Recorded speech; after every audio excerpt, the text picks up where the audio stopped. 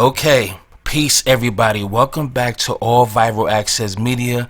Please like, please share, please subscribe, and click that bell for more notifications now. Man, look, y'all see my video that was up earlier and I had to take it down. And she was a female of her word, which is beautiful, and it's hard and it's rare these days to have somebody who stay on their word.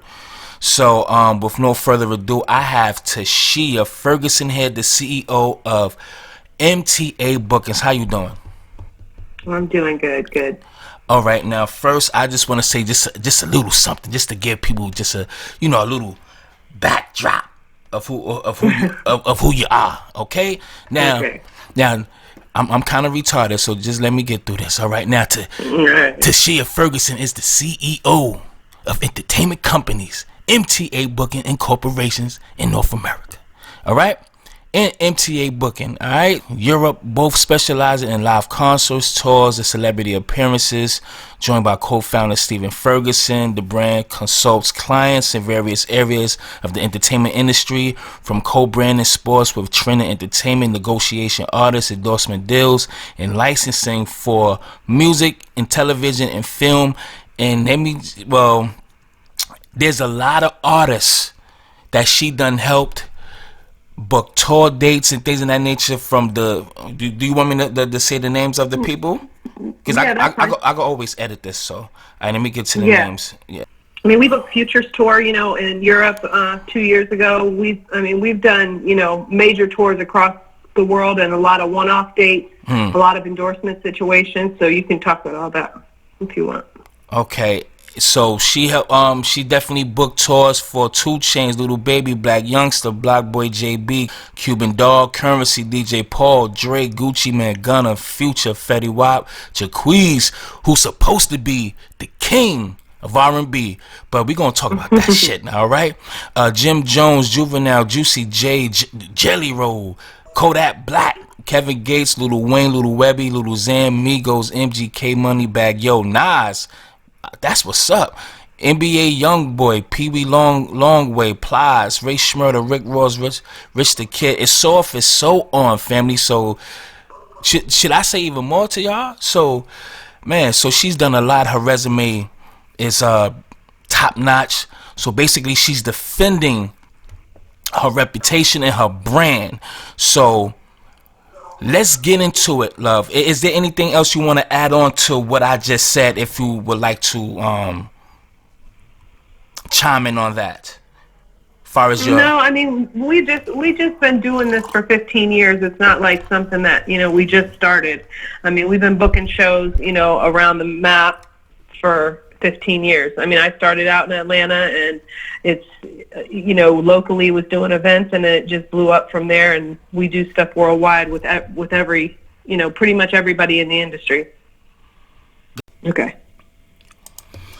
All right, so let's get into it. So basically, we're gonna be talking about the 6ix9ine case, and far as somebody supposed to be stealing his money and so on. We already know. So let's get into it now. Please, let's start from the beginning. How did you get in touch with booking shows for 6ix9ine? Okay, so basically I had seen, actually one of my promoters hit me and said, "Can you get this kid?" And I was like, "Who is he?" And I was like, "Let me look and see if I can find him." So I looked him up, I saw him, and I was like, the kid's hot. Like, he's definitely got something here. Let me try to reach out to his team. So I had reached out like a few times to try to get him, and I didn't get any response. And so I DM'd him and said, "Hey, I have a lot of dates. I'd like to, talk business or whatever." I was in Greece at the time. And he actually they reached back out, and he was like, "Yeah, let's do it, whatever. Let's make this, work." And so I just, from that point, started sending offers over. And, he wasn't really doing a lot at that time. Like, he wasn't wanting to take dates, like, in the U.S. And so I figured out, like, even the guy who had called me had tried to get him, but the venue wouldn't let him get into the venue. So even though some of the promoters, it wasn't like it was after the 2 tours in Europe, but even like some of the promoters that wanted to book him, they were having issues with the venue because a lot of stuff was going on with his case at the time. So we started talking to our partner over in Europe, Jay Noah, and we decided that let's brand him. Let's take him over to Europe, get him on a run over here, and really help his image out so that the Americans can see that what we can do with him, so that they'll want to book him here. So we were really excited about doing that with Jay Noah because he's amazing at what he does over there in Europe. So we got the first tour together and we booked that. At that time, there was another person handling the booking that he had in place. And so we did those dates, and everything went great. Like, the first run went really smooth. You know, it was amazing. The crowds were huge. He was just, you know, we put him on a couple of festivals. We did have a little bit of issues with, not just a little bit of issues, but we had issues with London and Manchester. We were supposed to come back and, you know, do that on the next run.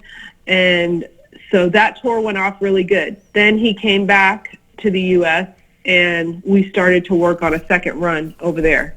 We ended up booking that run, and then 2 days prior to Danny supposed to be going there, he said he wasn't going, and he ended up going to a little baby show. And my partner, Jay Noah, said, you know, what's going on? Obviously, he was in a panic. We were all in a panic because he was just like, I'm not going. I don't care. Just not going. And so Joseph flew over to New York and stayed for 10 days. And him and Shotty, you know, were talking to Danny. He ended up, you know, negotiating to get him to go back over there. 10 days later, he took Danny back over. And thankfully, all the promoters were cool with that, and they changed their dates around. And Danny went back over there. We did the second run. So the second run, you know, that went well as well. He, you know, was over there. He stayed a lot of extra time in Dubai. My partner actually stayed with him in Dubai, and they were doing, you know, just other stuff like videos with other artists. And, you know, we did the Philip Klein fashion show, and we were just putting a lot of things together that was making him look good over there, which, you know, it went really good. So then he came back. And again, from Dubai.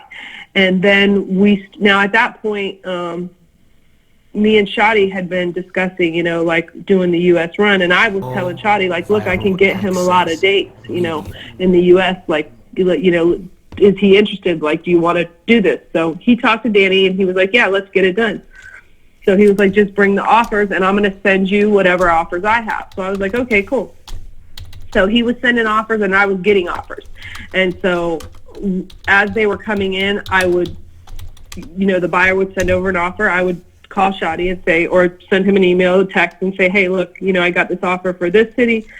I got this guy, he wants to do this date, or, you know, whatever offers that were coming in. And so Shotty would say either like, no, that's not enough, it needs to be at this amount, or we don't want to do that date, or no, we're not going to that city, but whatever. Shotty was the one who was, you know, talking to Danny and then, you know, doing that. But in the midst of this, Danny had a bunch of court dates.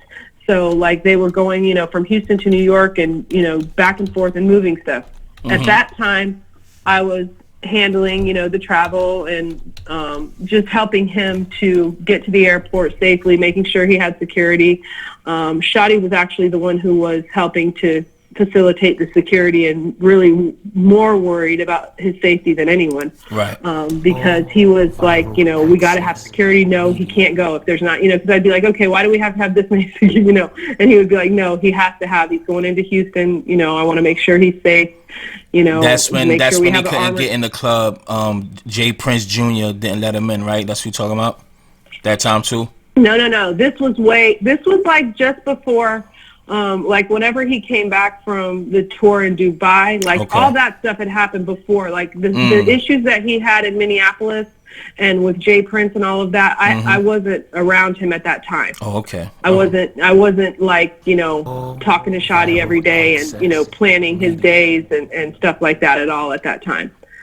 So this was later. This was after the second European tour. Like, if you look on the flyers, I can't remember exactly what the dates were, but it was, not too long ago when he came back from the second tour. Like, we booked those 2 tours, then he came back and he had a bunch of court dates. Like, he was getting ready to deal with all of that. So we were taking all those offers, and then we were setting him up to, go to court and just making sure that his flights were booked and, travel, which is not normally a booking agent's job to do those things, but because I understood the situation with, him and Shadi, and knowing that he didn't really have like a normal team doesn't run how 6ix9ine stuff runs. You know what I mean? A normal team, like, everybody's in place and everybody's doing their job, and everybody is recognized for what they do. The booking agent's the booking agent, the manager's the manager, the road manager's the road manager. Everybody has a job description.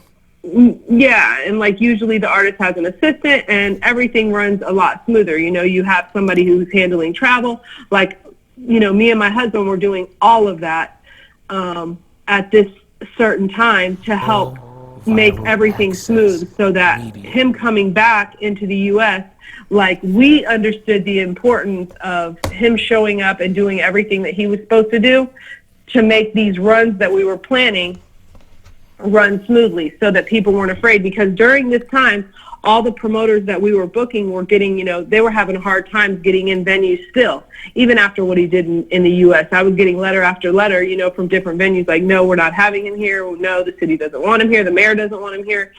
Just all kinds of different,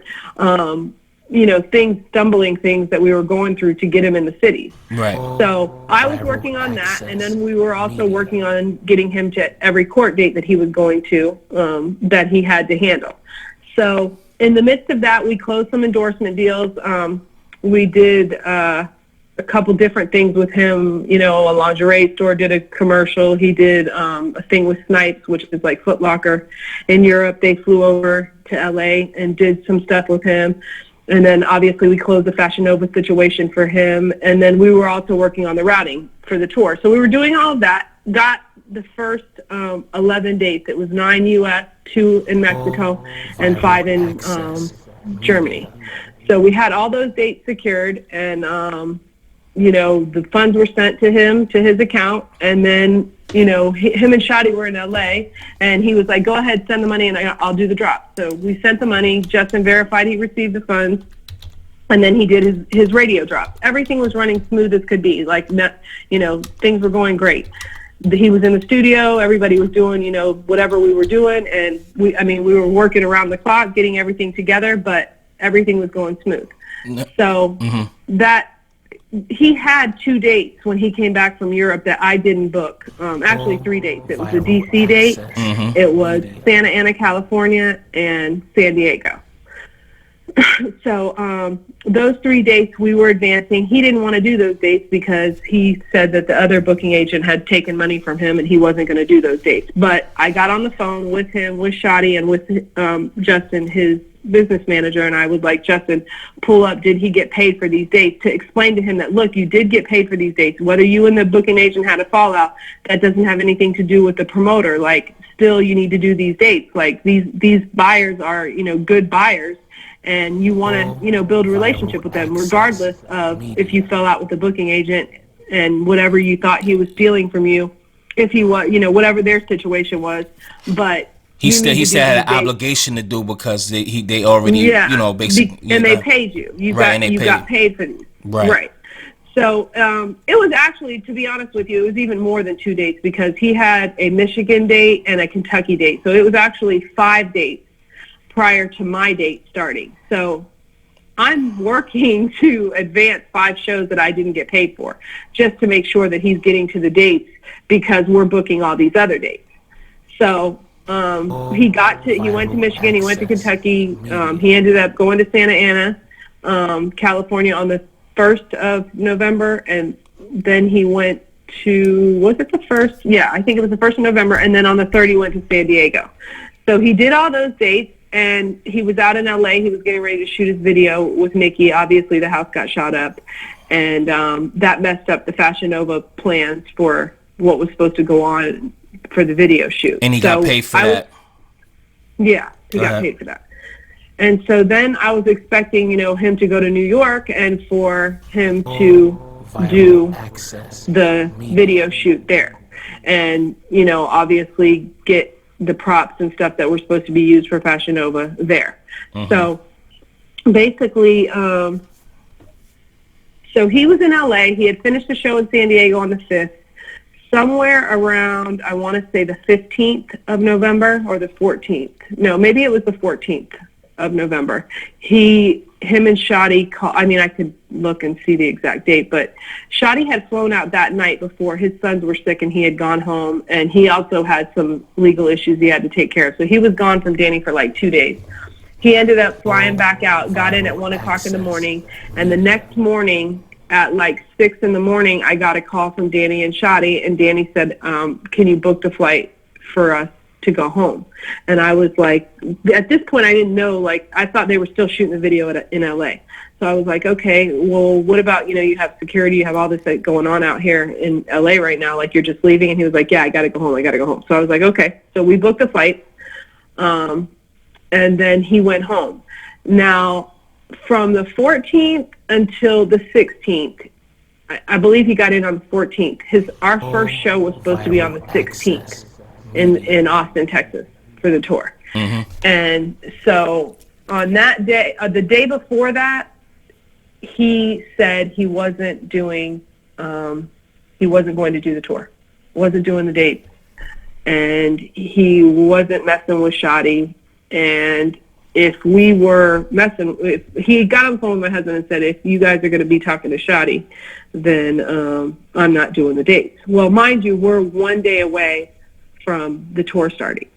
So we're like, what's going on? Like, what do you mean you're not doing the dates? Like, these buyers have bought their venues. They've gone through hell to get the venues. Like, everything's in place. Like, if you and Shotty are having issues, like, this shouldn't have anything to do with the tour. Like, what's the issue here? So it was weird. Like, those few days were really weird because, like, I was calling Shotty and, like, what's going on? And he's like, he's just going through whatever he's going through. He's going to do the dates. But then the day before, I was starting to trip out, like, okay, look, he's not doing the dates. Like, he's like not answering the phone. Like, he's not doing the dates. He's saying he's not doing the dates. So at that time, obviously the promoter from Austin, Texas, which was Jose, was, getting everything ready. Like, he had his radio drops. He had everything ready. Like, he was ready to go. They had done, promotion via the radio, flyers. Like, they were really promoting out there and spending a lot of money to get the venue. And he actually had to move. Originally, he was in not El Paso, one of the other Texas markets, and he had to move to Austin. So he lost money from, the venue, and then he had a smaller venue that he was putting Danny in, and it wasn't really going to be him making money anyways, but at least if he could break even was his concern. Right. So he was pissed. And I was pissed. Because I'm like, what the hell have we been working on this? You've got this money, and like, why are you, what's going on here? Why are you canceling the date? So basically, at that point, a lot of stuff was going on about me and Jose's conversations. Right. Touch on that. A lot was going on. Yeah, I'm going to touch on that in a second. So basically, he went, after he said he wasn't doing the dates, me and Jose had our conversations, which I'll tell you about in a second. But he went to the Breakfast Club, and that's when he, just went off and was like, well, first he went off on his Instagram page and said, I'm firing everybody, and he tagged Jose. So this was, mind you, on the 15th, 16th, I'm telling Jose he's not coming to your show tomorrow. And at this point, Jose's pissed, and he's saying what he's saying. I'm saying what I'm saying. We're both upset at the fact that he's about to lose money. He's not doing the tour. There's going to be lawsuits. Like, this is just going to be a whole big mess, and he's not caring. And so we're both saying things that we're pissed. We're going off back and forth about what's going on. And so after he posted that, I was telling Danny via text, these Mexican guys are not playing, Danny. Like, what are you doing? Like, you can't just be screwing people over for their money. This is like, you know, these people have paid. Like, you can't do this kind of business. And he was just being like, he didn't give a shit. He didn't care. And he wasn't going to the dates. And so I was really putting a press on him that, look, these guys are really pissed, because they were really pissed. Right. And, you know, so you don't care? Like, you don't care about, like, any consequences? Like, these people are going to be coming after me and my company because you're not showing up, because they booked it through me. And so what I think happened at that point, when I was telling him that, Jose had left a couple messages on his security's voicemail or whatever. I think Danny got his number, and they started to communicate on the 16th, the 15th late at night, or the 16th. Right. In the meantime, I had spoke to his attorney briefly about some other issues that were going on, and he had said to me, basically, Danny can't say Treyway. He has to stay away from this. So I'm like, okay, you know, I'm hearing that, but I'm like, all right, like, the court date that he had was a long time before that, maybe, you know, 2 or 3 weeks, when everybody was making like he couldn't say Treyway, but it didn't really seem like that was legitimate, because he was still saying it, and it was like kind of like a joke. Okay. So, go ahead. Do you understand what I'm saying? If you remember, like, he'd go to say Treyway that he wouldn't, and then sometimes he would. And so, like, I really didn't know the whole idea with that. I really didn't, you know, really wasn't a big deal for me. So anyways, on the 16th, he's supposed to be doing the date of the tour. Instead, he goes to the Breakfast Club, and he says, I stole $3.6 million from him, or my company did. So I'm like, what the hell is this kid thinking? You know, like, why would he say that? First of all, his whole tour wasn't $3.6 million out of the dates that we had. It was 16 dates, 5 Germany and 11 the U.S. and then the 2 Puerto Rico. So I'm like, why would he even say, like, where is he, like, getting these numbers from? So basically, he just went on there and slandered my whole company and lied. And so from that point, that was the 16th. He got arrested on the 19th. So in my opinion now, after the fact, because then I wasn't thinking about a federal case or that this kid was going to be facing life and all of that stuff was going on. All I was thinking about was the tour. You know what I mean? The business side of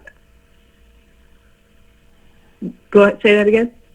I didn't say anything. I was just waiting for you to address the part with his address being put out there, well, his mother's address and stuff like that. So basically, Jose already knew his address anyways, but I said to him, to Danny, not to Jose, I said to Danny, I'm not going to take, if you're really not going to do these dates, I'm not going to take the brunt of what's about to come down, like with all these promoters going crazy and wanting their money back. I'm going to give them your address so that they can invoice you. That's exactly what I text to Danny, period. So nothing about his mother, nothing about his brother, nothing about anything. I'm going to give them your address. So now, basically, you saying what you're saying. So you basically saying when he went to the Breakfast Club, he just he basically stretched the truth and exaggerated that somebody said they was gonna basically harm his mother and his family. Yeah, I never said anything. I mean, I lost my mom last year. Like, I would never, like, I think his mom's adorable. I would never say, like, I'm going to send them to your house, like, to do something to your mom and dad or your mom and your brother. Like, nothing like that was ever said. I said, if you're not going to do these dates, Danny, I'm not going to deal with this guy who's totally upset and wants his money back, having him come to me, like, you have to pay him the money. You have to send the money back. And he wasn't addressing the money situation. Like, look, you got to send these people's money back tomorrow. Like, we have to send these people's money back. We can't just hold these people's money. And so he went to the Breakfast Club, and what he showed Charlemagne was the text from me saying, I'm not going to take the brunt of this. I'm going to give them your address so they can send you the invoices. That's exactly what I said. Do you have the text to that to verify that so you won't look as if, because you should already know this, regardless of what you say right now, when the people hear this, you know they're gonna have their own perception regardless. So can you back that up? Yeah, hold on a second. I'm looking through my messages right now, exactly word for word what I said. I was hitting him. What are you going to do, Danny? I need to know. You need to send the money back or you need to do the show. Security's blowing me up. This was LA security to get paid. Hold on, it's taking a minute. Okay, right here. Thank you. Here's your flight info. Viral access media. Buyer's expecting his funds back today. You need to return the funds for Miami and make your decision on the rest. I was still trying, even after, to tell him, like, what about all the other dates? Like, okay, if you're not going to do this date. I did not know what was going on. Off the record. Do you want to do you want to send me that? Do you want to send me that receipt, or you don't want to send a receipt? Hold on. Let me just go here real quick. All right. Pull it up. I said you got your boy. Okay, hold on. The Mexican guys. Are you going to do the shows or not? I need to cancel these shows if you're not doing them. This is so unprofessional. These promoters spent money on booking venues. The press for this is going to be really bad. You truly need to let me know what's going on. What the fuck is going on? What are we doing here? Let me know what the deal is. I know what move to make. And then, okay, security bill from LA. I'm sending him all receipts from the money that he, I had spent for other events. I sent him, wire receipts. What was this? His flight information. Promoters having a hard time with all the shooting and stuff. Wait a minute, this was November 10th. So no, I must have missed it here. I need all this money back. November 12th. Bank of America. I can't cancel any of this. Okay, wait a minute. So this was before. Promoters having a hard time. Are you not posting a flyer for the shows? Available tomorrow. This is me sending him Airbnbs. Okay, hold on, because I don't see where this is. Promoters having a hard time with all the shootings. See, now imagine at this time I wasn't knowing that he had this case against him. So I was like, he was just like, I'm not doing the shows, like, leave me alone, I'm not doing them. And I was like, no, it doesn't go that way. Like, leave you the fuck alone when you got mine and Shotty's name on the line for over $1 million worth of shows for you that we've got booked right now. Well, if you can't find it right now, then just let's skip that, and whenever you find it, just send it to me. Drops confirmed. Okay, hold on one second. Let me just, because I'm almost like you weren't with him. People take their. Okay, I think people don't take these money losses. It's funny. My buyer's been booking with me for years. These aren't kids that are just going to say, oh well, and lose their money. Okay, so this is where I started to tell him about the Mexican guy. And this is where the whole El Chapo thing came in. Because I said, tomorrow when you explain why you're standing the buyer up, make sure you show him the drop in English in Mexico next to you and explain why you're screwing El Chapo's nephew over. This is when I started to tell him, like, who these buyers were for the show. Okay. And then I said... because the guy had told me, like, Jose was upset because he had paid for 18 police officers. And then I said, buyers are spending a lot of money. And then I sent him some more business that was coming in from Albany, New York. And I was like, so fuck this guy too. And then I said, I gave him his address. And I said, I'm going to give them your address to send you their invoices if I don't hear back from you. They will need to send you what you owe if you don't go tomorrow, and they will have to cancel the flight room and the police officers that they purchased for your safety. 908, we'll wait for you to let me know if you're going to do what you have been paid to do. That's basically what I said to him. But I can't obviously send you this because it has his address in it.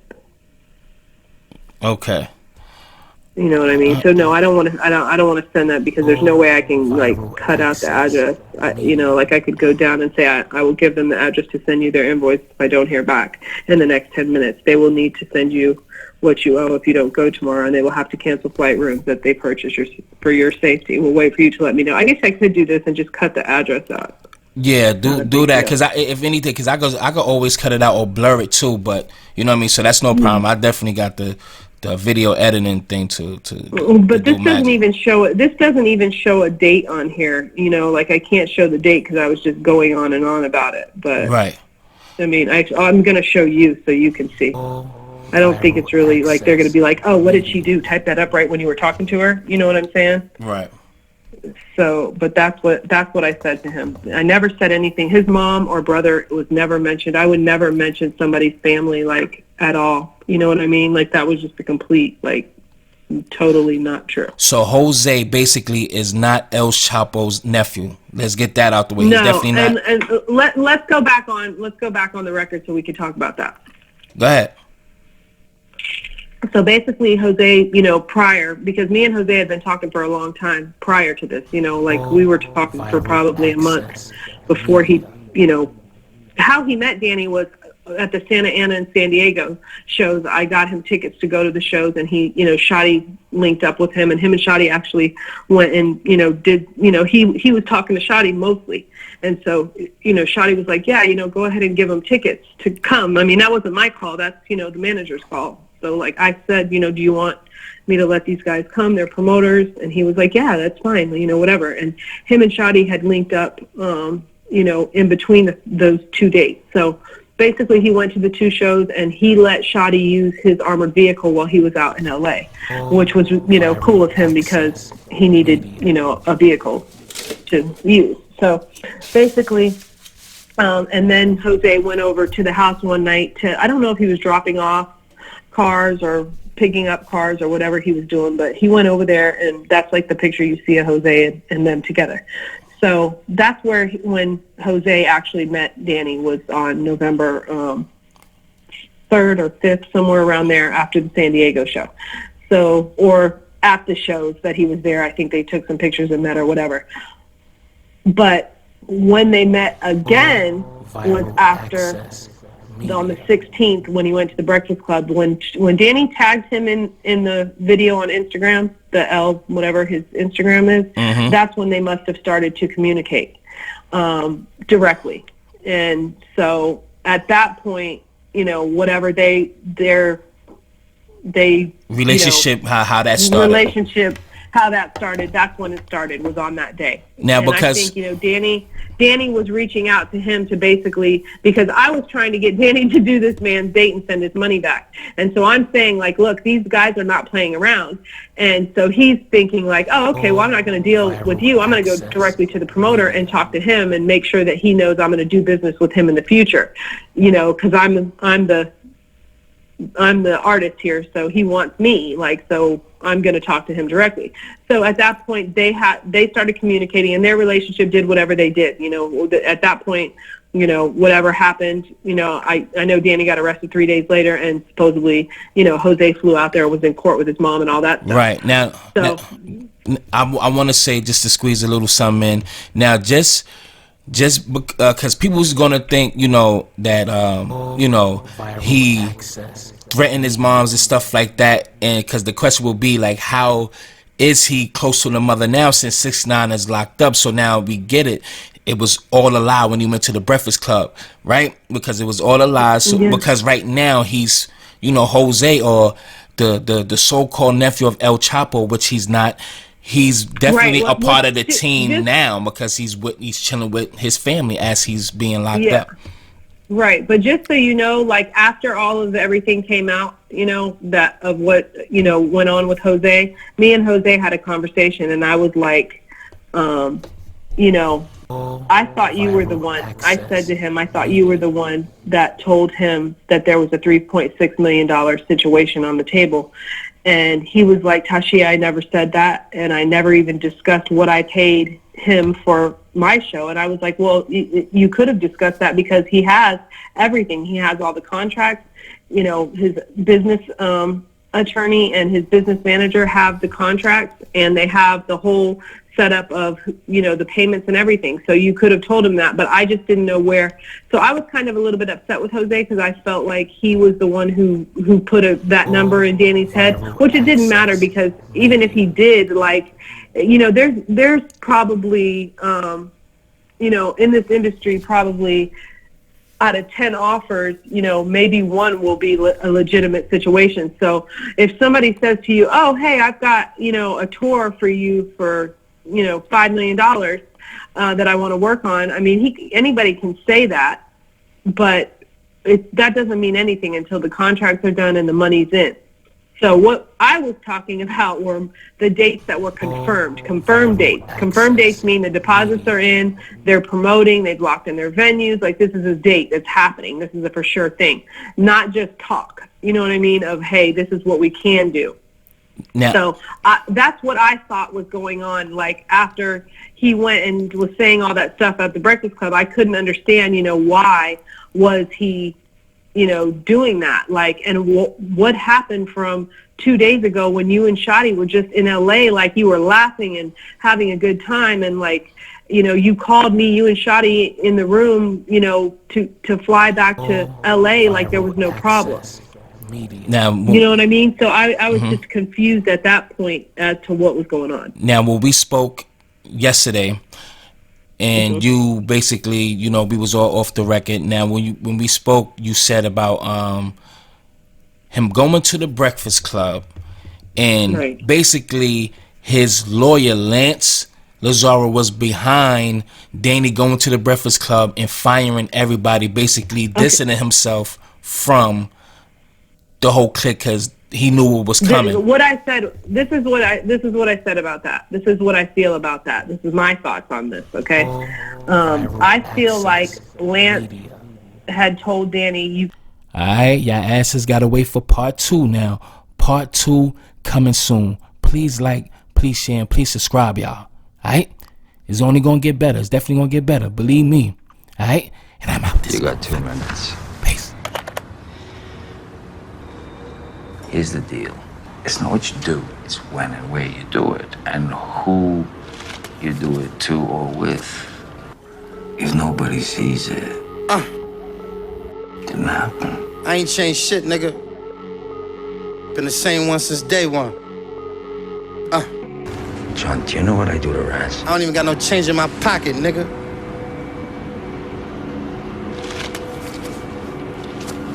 That's 2 minutes. I'm the same nigga. Pull up to the hood and some new shit. Right. Always with the same niggas. Never on no new shit. Never. Always hearing back talk. Never hearing who said it. Once you hear them shots fired, all you hear is Brack did it. Put them out they misery.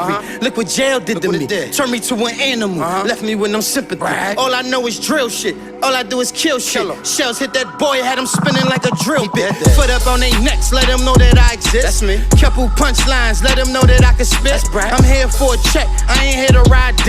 So if I don't get a deal, then somebody gon' be missed. Where they at? Rest in peace, all that. Face on shirts, all that. Making sure my gang and I eat avoids all that. I'm riding with a drum, Brack always where the band's at. They fella comprehend, broke niggas don't understand that. Fuck these niggas talking about, they ain't talking money, son. All that gang shit, that's why these niggas broke, son. I'm the nigga poppin', you can tell by my aura, son. And I be from Brooklyn, you can tell how I talk, son. Miss me with the sucker shit, ain't condoning none of it. Never will I ever make you fuck niggas relevant. Pull up on me, pop out, had that grip when you hop out. I pop a lot of shit, cause my shooter with me right now. If I don't talk nothing else, I talk that money talk. If I don't buy nothing else, I'm buying working costs. A nigga owe me some paper, then he can work it off. Can't be losing no workers, that shit is slow me up. Somebody gotta find a clue for this exclusive shit. I'm back all the way healthy, I'm D-Rose with it. I dumped 50 on that ass and exposure clip. All reaching for the hip, and that's off the rip. Joe ass niggas keep putting in. They see a nigga winning, still they pray that I never win. They see a nigga in, still they don't wanna let him in. I'm kicking in the dub, pray for those on the other end. Nickel.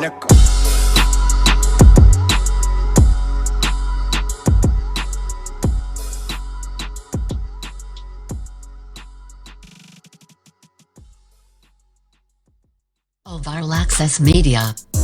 One of the most informative YouTube platforms on the internet. It provides the latest news. What's viral with humor and informative information. Don't forget to subscribe.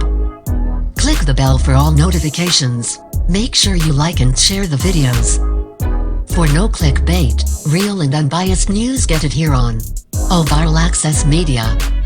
Oh yeah, he's just a goddamn YouTuber and he's out this motherfucker. Peace.